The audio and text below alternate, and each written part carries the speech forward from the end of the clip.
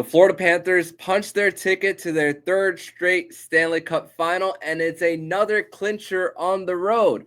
And this time, the Panthers had to do it in comeback fashion.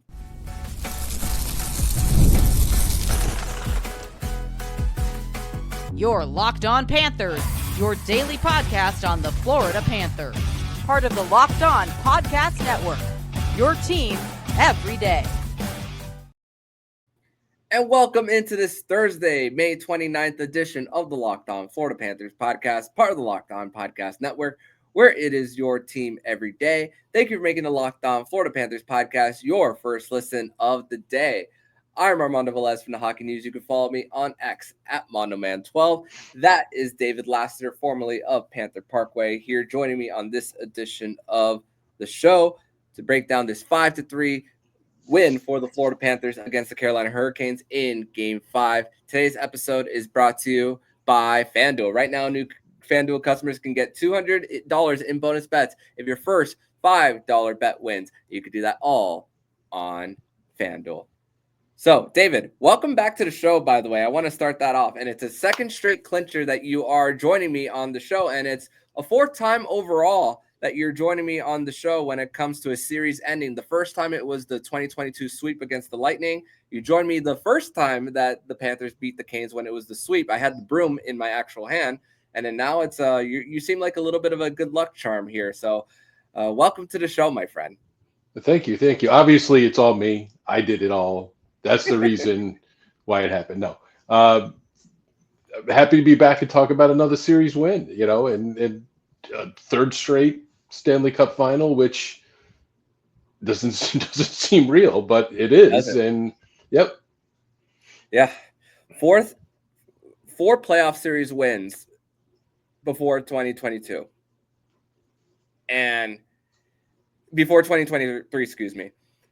And the fact that now it's 3 straight trips to the Stanley Cup Final. And to think that how difficult this one was, especially for the Panthers. I mean, yeah, you get Nico Mikkola, AJ Greer, and Sam Reinhart back in this game. AJ Greer didn't play the second half, the last period after taking one shift and then not being able to go the rest of the way. They had to do it without Eetu Luostarinen in the final 40 after that collision at the end boards.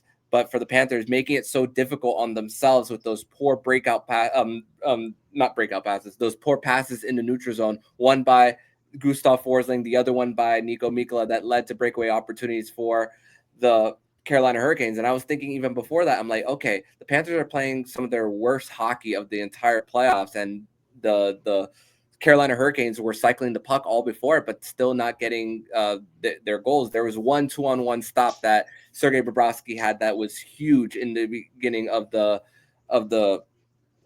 game on William Carrier, and then there was another stop that Sergei Bobrovsky also had later on in the game. But Bob gets a touch on both of them. The one that from the Mikkola turnover, he screened, but man, how the Panthers just turned it around in the second period. Those 3 goals on 3 consecutive shots. Matthew Tkachuk with a power play goal, and then a secondary assist after breaking up, separating the puck out of Alexander Nikishkin, and then that give and go from Evan Rodrigues from Sam Bennett for his first goal in the postseason. Just how the Panthers turned it on in that 5-minute stretch is just outstanding, and how the Panthers doing it again. Yeah, it took them about 30 minutes to remember. Oh, by the way, we're the Florida Panthers. We're the defending Stanley Cup champion. We have a system. We have a way we play. Let's start playing it. And that's that's what happened. A power play goal. You saw the replays. Matthew Tkachuk standing in front of Freddie Anderson, wanting that, but just throw it to me. I got it. Scores, wins a big board battle, which of course is a huge portion of the Florida Panthers game. Wins the board battle. Frees up Evan Rodrigues. I think it was Seth Jones that had the primary assist on that. Sam Bennett was. Sam Bennett. Okay. So Ben had so Rodriguez' goal. Yeah.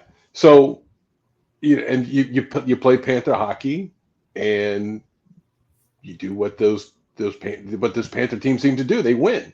I'm just kind of a nice a different twist to go down 2-0. Carolina usually when they score first, especially when they score twice. They're a pretty tough hockey team to beat. So to do that on their ice, by the way, winning all 3 games on Carolina ice, this team loves winning on the road. It loves ruining the party for the home fans.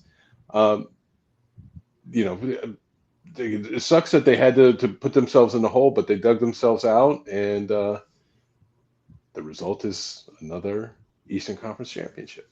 Yeah, and to think how messy that power play was at the beginning of the game in the first period. Both of their power plays that they had, they were losing the initial draw, and then once they were gaining the blue line, the zone, it was the puck was separated, and then Carolina was very comfortable in just flipping the puck out and then just not giving themselves an opportunity there. And also their fourth line was also leading the way in kind of their forecheck chances, but a little bit of a change at the end of the first period that carried over to the second period, which part of the switching of the lines. Paul Maurice puts Carter Verhaeghe back on that top line. Evan Rodrigues goes on the second. And of course, there's a little bit of the different shuffles that they did throughout the game, especially when Greer went out in the third period for the Panthers.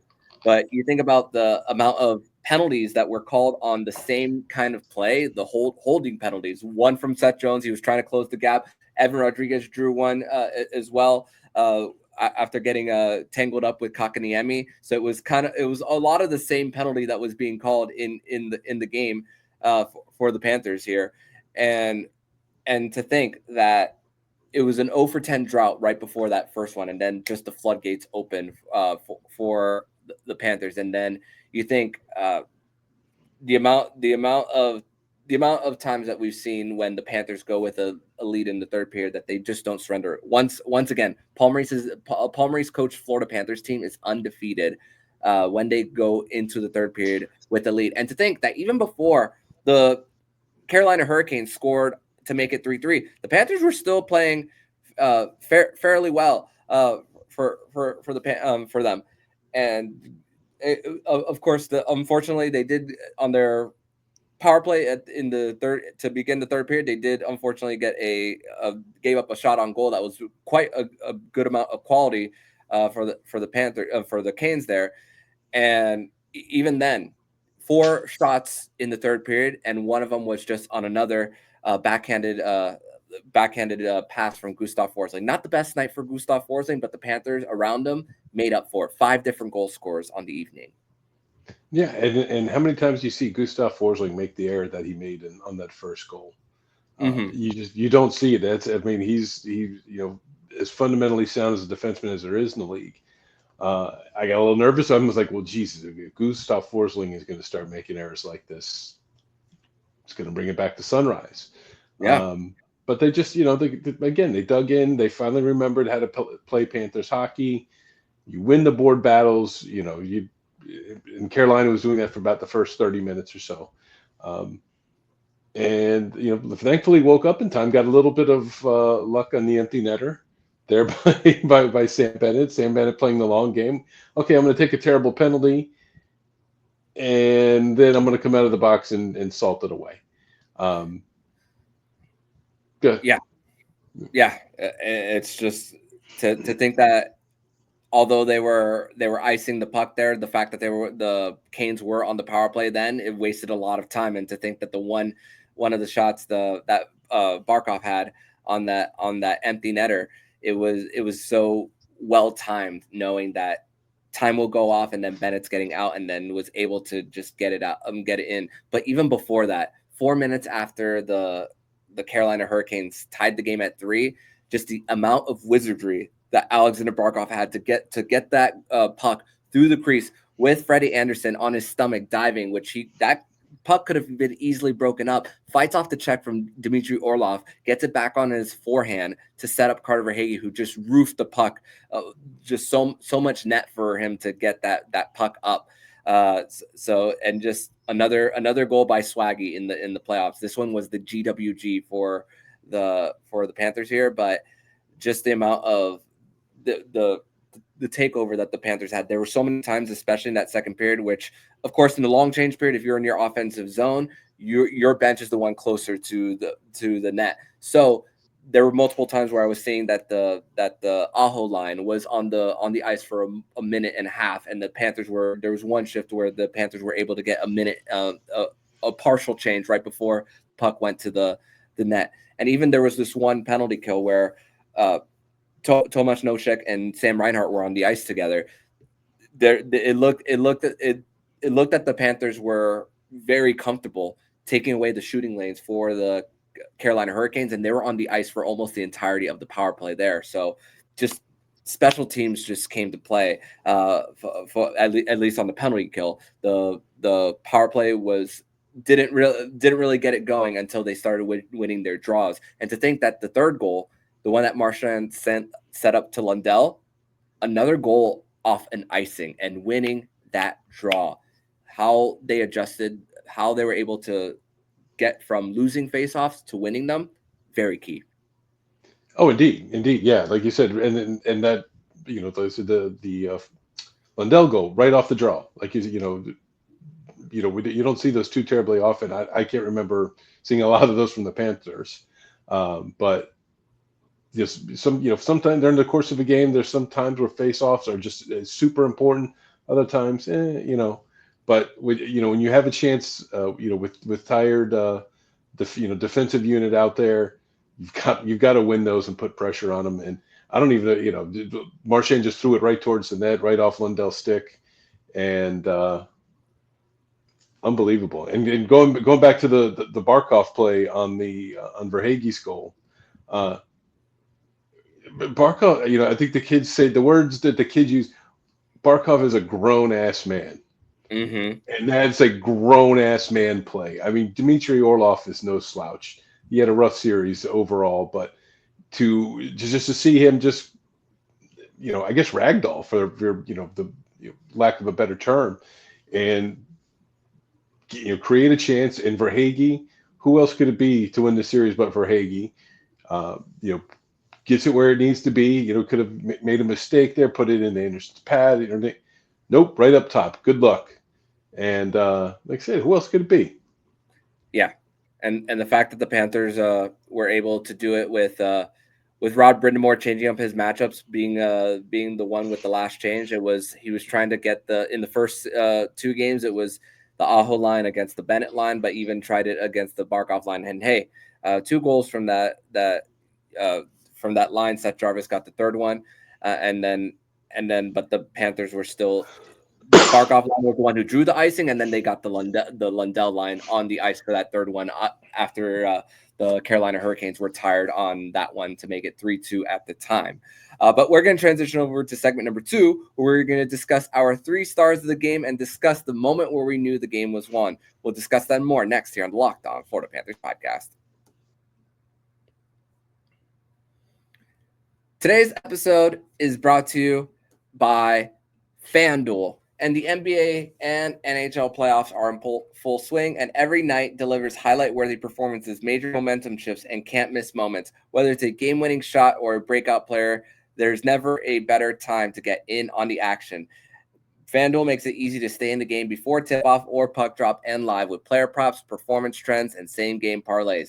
Fans can have more ways than ever to play smart and win big. And you might want to start putting some of your bets on the Florida Panthers, who are making their 3rd straight trip to the Stanley Cup Finals right now, that they are the favorite to win it.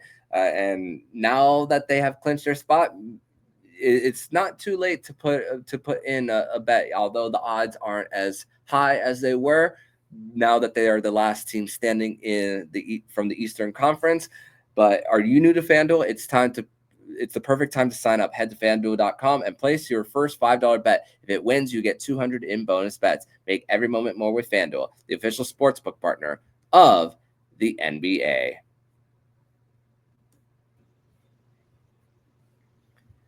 Segment 2 here on this Thursday, May 29th edition of the Locked On Florida Panthers podcast. Thank you once again for making the Locked On Florida Panthers podcast your first listen of the day here on a Thursday, as the Panthers defeat the Carolina Hurricanes by a final score of 5-3 in Game 5. It's another clincher on the road in this postseason, and man, Road Warriors. Only three more road games that the Panthers have had, and they're plus 27 on the road in 8-2 in those games, and their only 2 losses came on those 1-goal games in Toronto. So crazy the amount of times that the Panthers have just been able to put goals in bunches. And David, it's another game where it's 5 different guys scoring for the Panthers. When you take away one, another one can come to bite you. It's just amazing. So let's get to our 3 stars for this one. Number 3 star, Evan Rodrigues gets his first goal of the playoffs.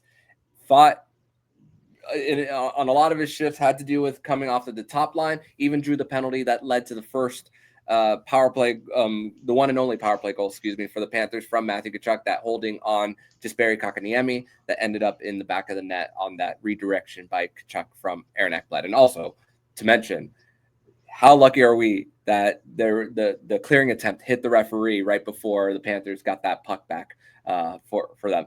Number 2 star, Matthew Tkachuk. 2 points in those 30 seconds created a big spark. Although it wasn't the most noticeable on the night, that I have to put him as a star because of the fact that he started that run for the Panthers. Number 1 star, I got to put Aleskander Barkov. The amount of wizard, like we said on that play, to set up Carter Verhaeghe, but also the line was just leading the way for the Panthers as far as just the amount of times they spent in the zone, the amount of times that they broke up plays on the back check. And I just couldn't help but put Aleskander Barkov there. And also what we spoke about earlier about setting up that Bennett play, killing off some time, knowing that he was coming out of the box, knowing how much time was left on that penalty. Absolutely. Mine's a little bit different than yours. My 3 stars. My first one my 3rd star would be Barkov. Just for that play alone. I know he had 2 assists in the game, but that's as money as it gets. So you want to talk about what kind of player is Aleskander Barkov? That clip. That's the player that Aleskander Barkov is. My 2nd star, Matthew Tkachuk. Great players want the pressure. They want the spotlight when it's winning time. And Matthew Tkachuk, like I said, camped out in front of Freddie Anderson. Throw the puck on that. Wherever it goes, I'm getting it. It's going in. And he does that. The board battle to set up Evan Rodrigues' goal. That's him at his best. That's why they traded 2 guys for him. Two really good hockey players for him. And thankfully, Bill Zito did that. My 1st star, Carter Verhaeghe. Mm-hmm. You got to go with the game winner. And he hasn't had the greatest of seasons, like he's had in seasons past, but money players are there in money time, man. And Carter Verhaeghe is a money player. 12 game-winning goals in the playoffs since 2022, and no one even else. Next closest person has 6. Wow. That's that. If I remember it right, I thought that was the stat I saw before I came in here, but that's again, that's just another huge piece of why the Panthers are where they are. They get contributions from everybody. I left off Evan Rodrigues. He easily could have been a star. Sam Bennett's another one. Sam Bennett, although that slash was a little nervy and a little not the kind of play you want to make at that point in the game when you're just trying to kill the game off. But you said earlier 5 different goal scorers. There's so many. When somebody's not on, somebody else is there. They get contributions every night. You don't have to worry about shutting down 1 line or 2 lines. They've got 3 great scoring lines, and then the 4th line has actually done a little bit, and they've gotten so many goals from the blue line. So it's a beautiful thing to watch, and we deserve it. We deserve it, man. After everything that this fan base has been through now, and welcoming in so many new fans along the way over these last 4 years, hey, South Florida definitely loves a winner. So just hey, you got to prove to the region that you deserve your games to be attended and for people to pay their hard-earned money. I mean, look at the baseball team that resides in Little Havana. You got to sell your product well, and the Panthers have certainly certainly done that throughout these last 4 to 5 years. Credit once again to the Viola family, Vinny, Teresa, Matthew Caldwell, Bill Zito, Paul Maurice, everyone here. So just once again, credit to everybody involved. Moment where we knew the game was won. My goodness, David. The Panthers shutdown mode, only allowing 4 shots on goal in the entire third period. It's incredible once again how they're able to just stay tight, protect the house, not get out of position, still be able to clear the net front, win their board battles, as you mentioned. And that 6-on-4, they only got 1 shot on net and a whole bunch of zone time. The moment where I knew the game was won, where it was a missed opportunity at the net by Sebastian Aho, and Svechnikov had an opportunity to follow that shortly after the puck got deflected. And then there was also a good chance by Shane Gostisbehere from the point that I don't know if that one got on net. I have to look that up on the shot chart.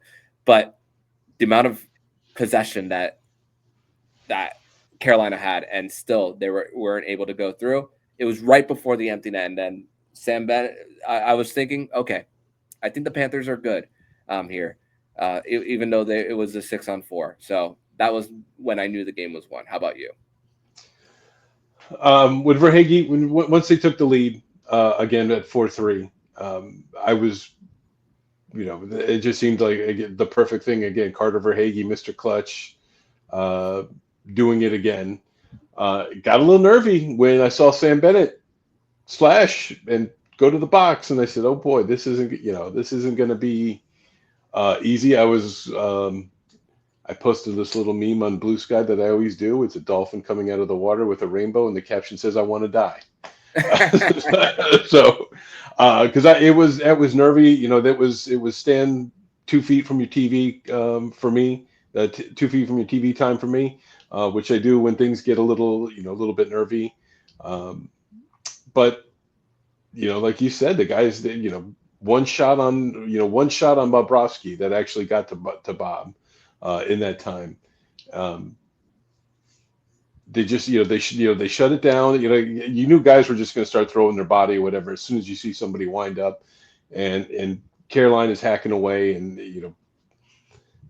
they're a good team. They still don't have probably the consistent deadly goal scorer threat that they need, but which is good news for the Panthers. But it was a little nervy after the penalty, but once Verhaeghe scored, I said, okay, there's the storybook ending. There it is. That's the script. Yeah, and to go from playing a near perfect game in Game 4 and then thinking that, okay, you had a chance, you tied it on a broken play, but still, even when it looked like you closed the gap, and then Barkov was set it, that setup again, just like a lot of the times in Game 2 where they were getting their chances out the breakaways off of poor breakouts. I feel like it was the same thing for this. If you're Rod Brindamore, you're throwing your hands up. It's like, what do I do? I'm trying everything here. So good moment for that you chose here for when you knew the game was won. But we're going to transition over to segment number 3, where we are going to get a little bit of an injury update from the locker room, what was said, and also discuss just the fact that once again the Panthers are in their 3rd straight Stanley Cup Final. What kind of history are they making? And also, when the Stanley Cup Final will begin. We'll discuss that next here on the Locked On Florida Panthers podcast. Segment 3 here on this Thursday, May 29th edition of the Locked On Florida Panthers podcast. Thank you once again for making the Locked On Florida Panthers podcast your first listen of the day. Here with David Lasseter, formerly of Panther Parkway, here on the show to break down this 5-3 win over the Carolina Hurricanes in Game 5. By the way, congratulations to the Charlotte Checkers winning 5-1 against the Laval Rocket in Game 1 of the Eastern Conference Final. Game 2 is actually on Thursday night. So if you want to dual cast that along with Game 5 of Edmonton Dallas, you'll have some Florida Panthers related hockey to watch there. So David, the rare company that the Florida Panthers are in, 4 teams since the NHL/WHA merger that a team has made 3 Stanley Cup Finals. The Islanders in the early 80s, the Oilers later on, and then in this last 6-year run, 2 Florida teams, Tampa Bay and the Florida Panthers here.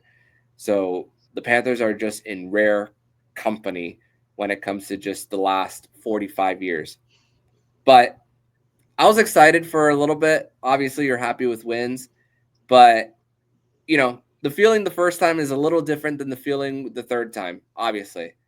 And the business-like approach, once again, for the Florida Panthers, like everyone and their mother knew that once the Prince of Wales trophy came out, you knew they weren't going to touch it after last year, especially winning it. And then what happened the year before. I mean, we know what this team's ultimate goal is, and that's for that big silver trophy. And once again, I'm just thinking, okay, we'll be happy tonight, but tomorrow, that's where the mindset focus is to whoever comes out of Edmonton and Dallas on the other side. Which is going to be Edmonton. not a big surprise there, but yeah, I posted on Blue Sky, don't touch that expletive deleted trophy. Yeah, don't touch that trophy. When they did it in 23, I was it's fine. It's still the superstition. Then they went out and Matthews Tkachuk got his sternum cracked open like he was having open heart surgery, and everyone got injured and things went sideways in a hurry. Last year they don't touch it, so okay, we'll win the cup. We're going to continue with the don't touch it. But again, I posted a little bit earlier. I said to think about 3 straight Stanley Cup Finals, 3 straight Eastern Conference championships. Even 10 years ago, seemed like the most. Someone would have called you insane if you said the Panthers are going to become the dominant team in the NHL, and they're going to 3 straight Stanley Cup championships, and they're going to win 1, maybe 2. Everyone had told you were crazy 10 years ago. Can we make the playoffs 3 straight years in a row? And now it's rarefied air, and it's pretty great. I'm enjoying taking it all in. I'm not drinking any beer or anything like that during this because I want it all through a regular lens, so I can remember it, because this is this doesn't happen often. Like you said, 4 times in 45 plus years. I still can't believe it, but it's happening, and we've earned it. Panther fans have sort of been the doormats for the league for a long time, and now everyone says, "Oh, they're bandwagon." I said, no, because they're actually trying to win. I mean, you think about those years where people weren't coming. Who would have come? Except the super diehards. There was no reason to go. There was no reason to support this team. They're kind of like what the Marlins, they were what the Marlins are now. Mm-hmm. There's really no reason to support this team unless you just really love, if you really love hockey and you just really love this club, which thank God for 1996, because I wonder what would have happened if 96 never happened, and sort of the love affair with that team and the love affair with the sport that happened then.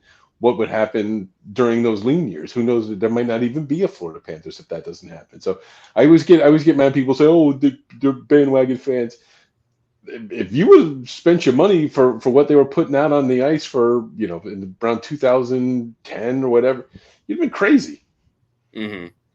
No doubt. And hey, the golden era is right now for the Panthers. And honestly, doing this on the day, by the way, 1 year ago today, where it's just past midnight. So let's rewind 11 minutes because it's 12:11.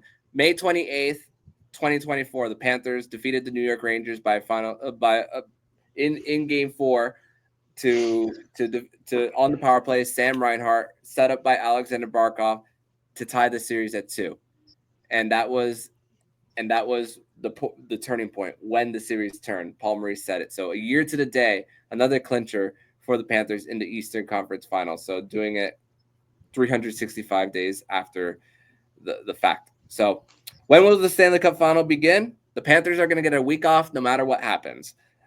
If the Edmonton Oilers win tomorrow in Dallas, the Stanley Cup Final will begin on Wednesday, June 4th.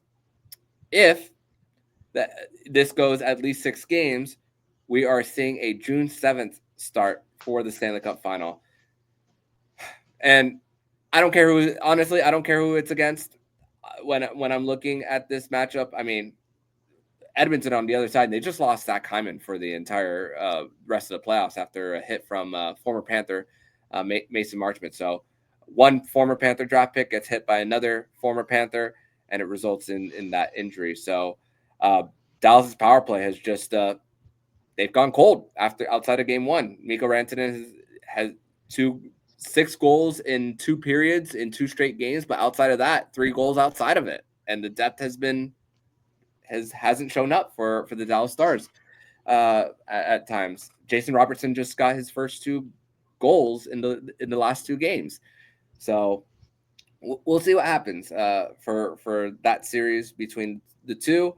But Panthers, they're gonna have to start on the road again, no matter what. They were the lowest remaining seed even after round 1, but you look at this team with 3 straight clinchers on the road, which, by the way, I was going into this game thinking it's a possible road clincher, and Eetu Luostarinen on the ice. Unfortunately, he did not finish the game, and Paul Maurice did say that he should be fine. He's no doctor, so we'll take it for what it's worth there.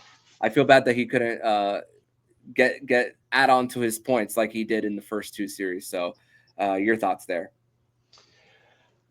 The road doesn't seem to matter. Again, I've said it last time I was on. The road doesn't seem to matter. The Panthers on the road are cops busting up a college keg party. Everyone's having fun, and everyone's having fun. Everyone's having a good time. All of a sudden, here come the swirling blue and red lights, and say, "Hey, turn off that music, pour that beer, untap that keg. Hey, are you 21? You got that? Let me see your ID." That's the Florida Panthers on the road. They're out to ruin everyone's good time, and I've been on the receiving end of cops busting up a college keg party. That sucked, but from this end, it's pretty good. Yeah, it definitely feels good when you're the one ruining the party, and then you're the one that gets rewarded for it over and over again. And we've seen it time and time again. And hey, we didn't even mention this. They go 0-8 in those 2 home games, and then voila, they go on the road again and they break a drought in scoring on the power play. All you need to do is just keep these games on the road. Games 3 and 4 for the Panthers in the Stanley Cup Final. Don't come back to Emirates Bank Arena. Don't come back. Although we want the fans to see them in person, we want them to get more wins and make it easy on themselves. So keep those games, whether it's in Dallas or Edmonton. I say that jokingly, by the way, for this one. But hey, you gotta find a way to win on the road, and it's just 8-2, amazing. Yeah. I said the stat yesterday, David, and I'm gonna say it again. What the only team since the early '80s Islanders to have 3 straight postseasons of 4-game winning streaks on the road. Outstanding. I mean, that's unconscionable. You usually you work so you try to work. Oh, let's get home ice and home ice, and these guys don't care. Don't care. 2-3 in Tampa, 2 in Toronto, including a game 7. 3 in Carolina. Carolina's a tough place to play, man. That crowd is jacked. With Darius Rucker on the siren, by the way, Dolphin fan Darius Rucker. Oh, Hootie. Oh, but they don't they don't care, and I know the series is still going on, but let's be honest, it's going to be Edmonton. Dallas has played like 2 good periods out of 12 in that series so far, and Edmonton's a tough place to play. They did win one last year, won there last year. Again, it kind of stinks. It's kind of I don't know if they are able to get, will be able to get a 2-0 lead on the road this series or the next series. But the fact that they've shown that they can, and they believe they can, and that's half the battle right there. You don't say, oh, okay, we'll just, we'll get one. No, they want them both. They want them both, and they'll have their work cut out for them. 2 of the best players in hockey on the other side. But, again, for those last 3 years, they don't care. They don't care about the road. Yeah. They don't care about your fans. Yeah. And when it comes to them making the final, I mean, every squad is different. And I'm just so happy for Seth Jones, Nate Schmidt, Jesper Boquist, even though he didn't play tonight, even Brad Marchand, I'm happy for him. Strange to think that even just a year ago, I'm thinking that I'm happy for Brad Marchand. I was in the media scrum a few days ago, and he was just talking about how he might have taken a few of those seasons in Boston for granted just because he was just so used to making the playoffs. But then you think about the gap between 2013 and 2019, making the final, losing in the Game 7, and then thinking how the President's Trophy winning season that they had in 2023 and how they thought they were very confident in going to the final. And he even spoke about not even remembering some series that he played in and even said, I feel like I'm 25 again. And then coming into this team, his identity just fits with the Panthers on just being annoying in between the whistles. He's not a fighter, but still being the one who bothers the opposition on the ice, which Paul Maurice even said in a quote about his team. Sometimes you shotgun a beer, sometimes you go to church, but you wouldn't do it all at the same time. And the Panthers just have such a great mix of humble guys in Aleskander Barkov. Not saying that other guys aren't, but guys who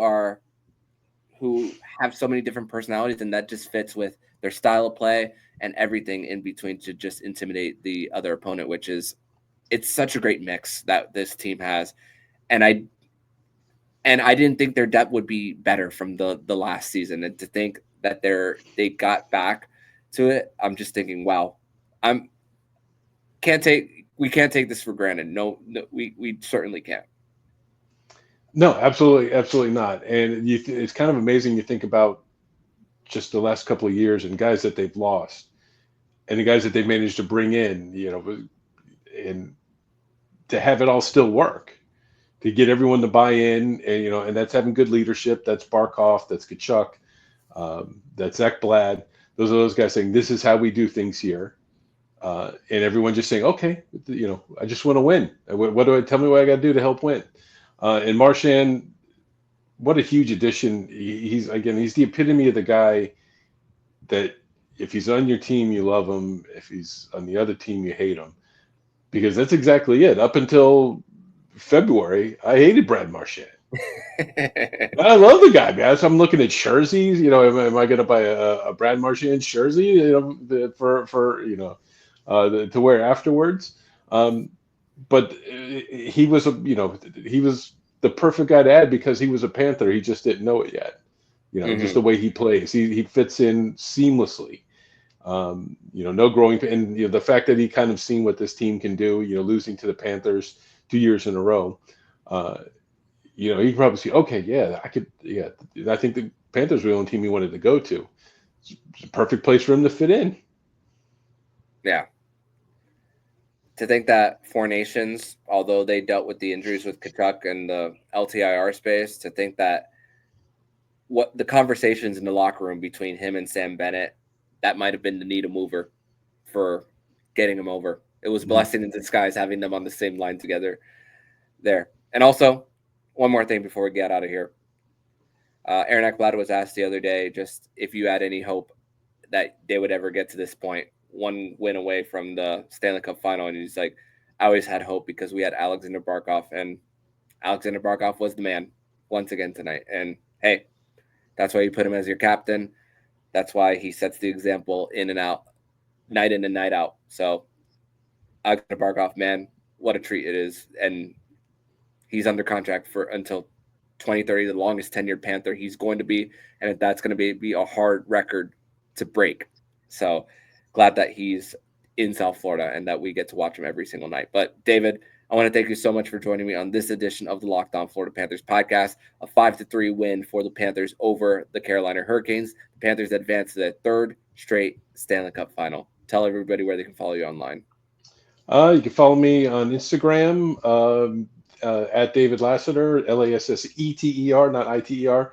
On Blue Sky, David, at David Lasseter and whatever the Blue Sky tag is. I warn you on Instagram, I hope you like pictures of old guitar players and old clips from the 70s of Kiss, because I bring a lot of that. That's my wheelhouse as an old guy. I certainly don't mind those as a big fan of classic rock there. But David, thank you so much, and I will see you again soon, my friend. Absolutely. Thanks for having me, Mondo. And if you like what you're hearing, please subscribe to the podcast to be notified every single time the Locked On Florida Panthers podcast jumps into your podcast feed. Don't forget to also subscribe to the other shows on the Locked On NHL network, including Locked On NHL, Locked On Fantasy Hockey, Flip Livingstone and Stu Roden, and Locked On NHL Prospects. Thank you once again for making the Locked On Florida Panthers podcast your first listen of the day. So I'm Armando Velez with David Lasseter, and you've been listening to Locked On Florida Panthers podcast, part of the Locked On Podcast Network, where it's your team every day.